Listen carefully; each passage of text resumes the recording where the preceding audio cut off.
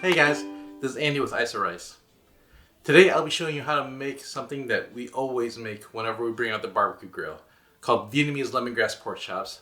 It's sweet, it's savory, it's smoky, and it's going to be even better than what you can get in a restaurant because we will be using authentic ingredients, and I'll be showing you a few tips along the way. We'll also be making it over a charcoal grill, the way it's meant to be made. So, let's get started. Here are our ingredients for our lemongrass pork chops. For our palm sugar, you're going to find these in various different sizes and shapes. Here, I'm using the smaller sizes here, but if you do end up buying the ones that are a bit larger, I would recommend chopping up into smaller chunks. That way they will dissolve much easier and quicker. White pepper powder is more subtle and less spicy than black pepper, so even though it looks like we're using a lot, it is not going to be overpowering. For our fish sauce, we recommend red boat or three crabs. The lemongrass that we're using is actually frozen pre-chopped lemongrass. I like it because it's very convenient, but if you do use fresh lemongrass, make sure that you're only using the white parts and not the drier green parts. You have a couple different options as to how to combine all these ingredients. If you have a high-powered blender, you could toss everything into that and process it until it's completely smooth.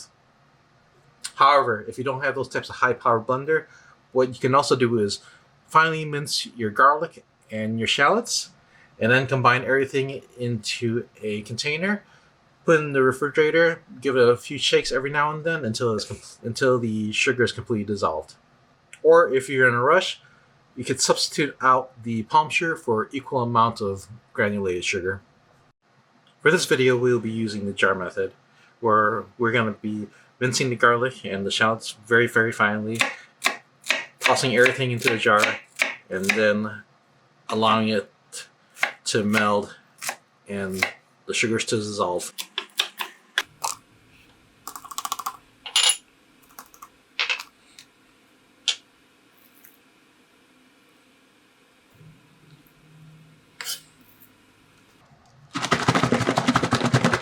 Give it a quick shake, and then we'll put this in the refrigerator and come back to it about every 15 minutes.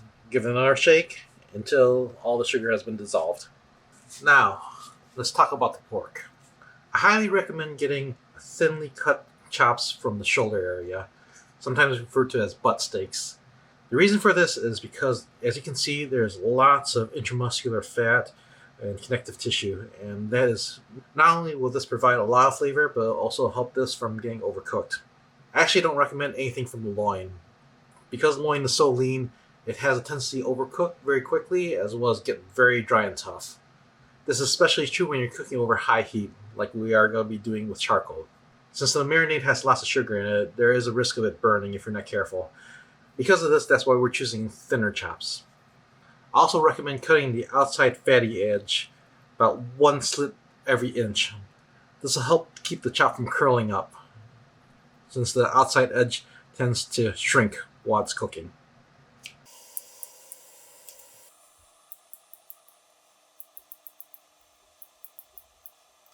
Now it's time to marinate the pork. I'll be using a zip top bag. I like it because it makes even marination very, very easy. Here's our marinade, and we'll be taking a spoonful of this and adding it to the bag. Then we'll layer in our pork.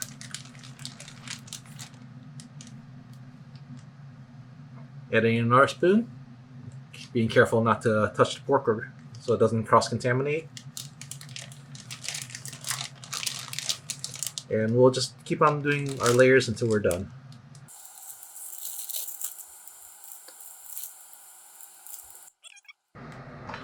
And we'll seal up our bag, trying to get out as much air as possible. And then we'll massage the pork a bit. Try to get the marinade in every little place. Now we're going to put this in the refrigerator for a minimum of 4 hours or up to overnight. And whenever you have a chance, get back to the refrigerator, give it a few squeezes, make sure things are still well coated, and we'll be ready to cook. While our marinade is developing in the refrigerator, we're going to make a very simple sauce which is very traditional in Vietnamese restaurants called nuoc cham. All you have to do is combine 1 cup of water, a half cup of freshly squeezed lime juice, half cup of granulated sugar, a third of a cup of fish sauce, and about a teaspoon of chili garlic sauce, or however much you like, depending on how much heat you like in your dishes. Our favorite is the one that's made by Huy Phuong, which is famous for their sriracha sauce. We'll then give this a stir. Cover it up, keep it in the fridge until we're ready to serve. Here we are outside to cook our pork chops.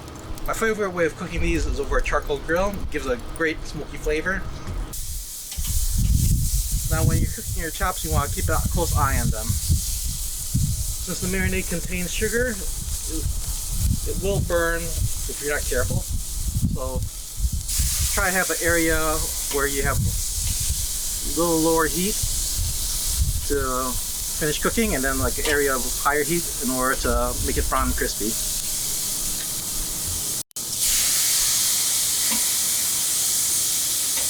And be careful of flare-ups, because since these are pretty fatty pork chops, the oil that'll hit the fire can cause a flame. So move them around whenever you need to so they don't burn.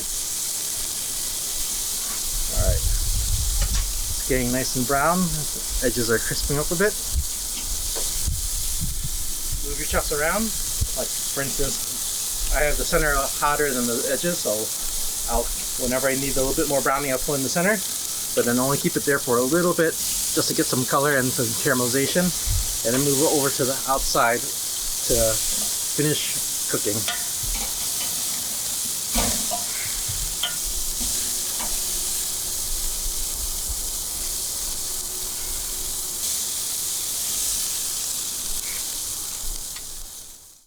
And here we have our lemongrass pork chops and dipping sauce.